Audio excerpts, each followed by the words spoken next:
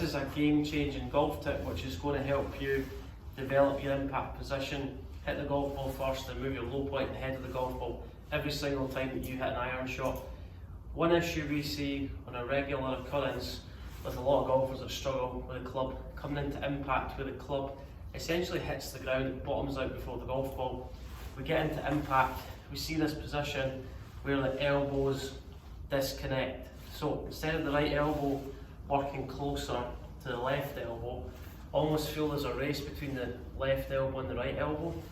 And the right elbow is always trying to catch up with the left elbow. One thing we do see on a daily basis with a lot of golfers, as they come into the impact position, the right shoulder drops, the chest then starts to extend, chest then falls behind the golf ball.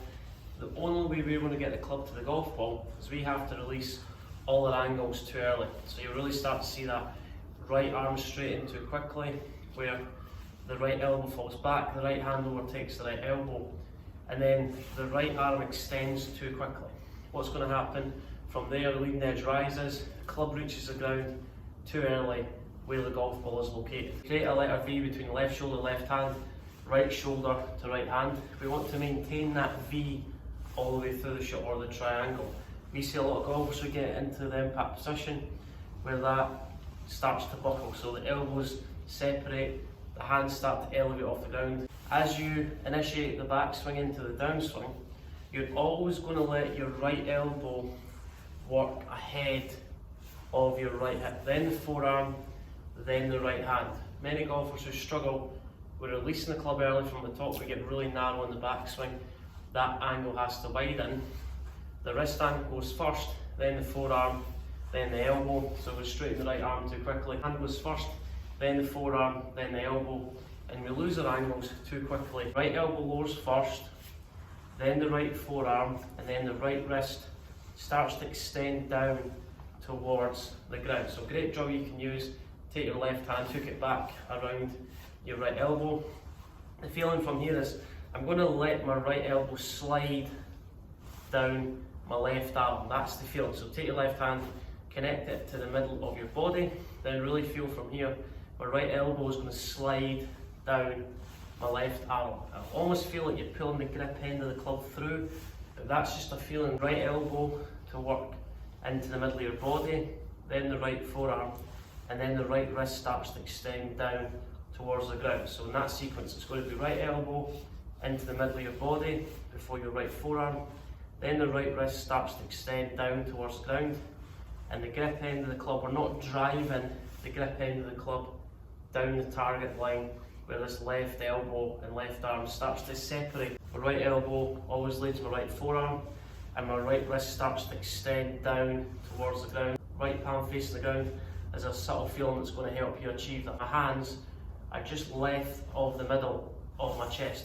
We don't want to drive the grip end of the club down the target line.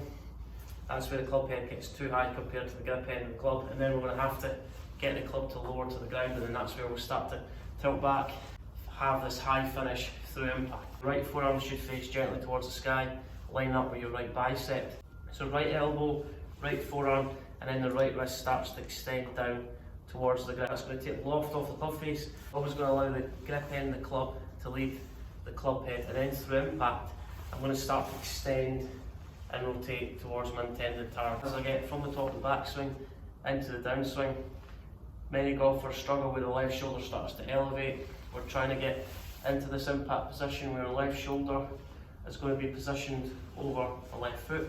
So left shoulder and left hip stay lower. That's going to enable you to transfer your weight more into your left side. Still struggling to ingrain that feeling, as you swing the club to the top of the backswing, always let your right heel lead your right toe. So the right knee's not thrusting forward towards the golf ball. Left shoulder over left foot. Then always allow your right heel to lead your right toe coming into the impact position. That's going to allow the right knee to catch up with the left knee. It's going to enable you to transfer your weight more into your left side. And the feeling to install that is try and get your right elbow to catch up with your left elbow. That's going to keep the elbows closer together. It's going to maintain this letter V or that triangle you want to create. So instead of the elbows breaking down, the right elbow always works ahead of the right forearm, and then the right wrist is then going to extend down towards the ground. So it's the right elbow first, then the right forearm, and then really rotating that right palm down towards the ground. Rehearse your impact position. There'll be a straight line between the left shoulder, my hands, and my left foot. The impact, we're then going to start to rotate and extend through impact.